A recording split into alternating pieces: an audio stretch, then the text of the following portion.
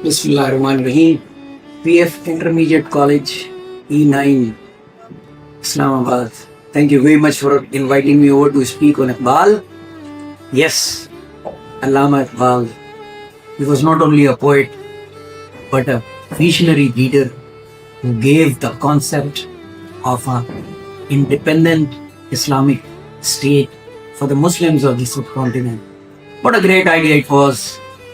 अल्लामा का आइडिया ख्वाब नहीं था, उसको हकीकत बनाने के लिए उन्होंने कायदे आज़म को लंदन से बुलवाया और फिर उस ख्वाब की ताबीर पाकिस्तान की सूरत में हमें मिली।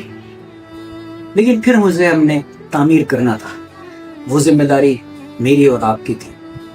मेरी जनरेशन फेल हो गई, लेकिन आज की जनरेशन ज़ी और अल्फ़ा को फेल नहीं होना।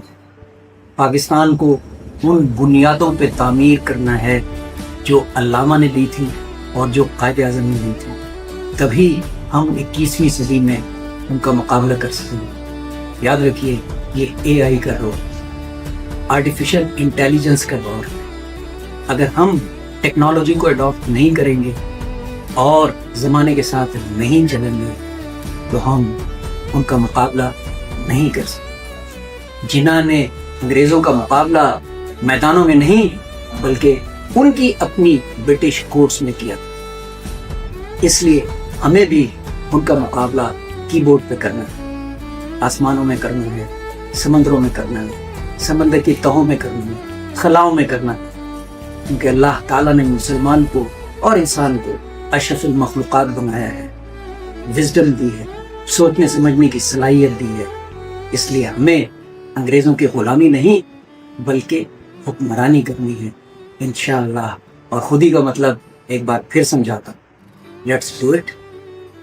यानी आप अपने आप से कहें कि ये काम मैं कर सकता हूँ, तभी आप कर सकेंगे।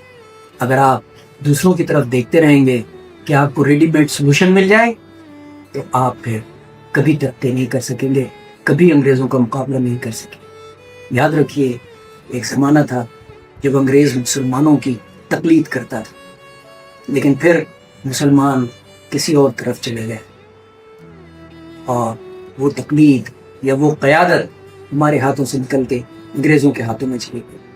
अब आपने उसे वापस अपने हाथों में लेना इंशाअल्लाह। और हाँ, ये याद रहे कि मुसलमान से मोमिन बनना है आपने, कुरान को पढ़ना नहीं समझना था, दीन से लड़ना नहीं लिपटना था। तस्बीह करो अल्लाह की, दाने न गिनो, अल्लाह भी हमको गिन गिन के नहीं देता।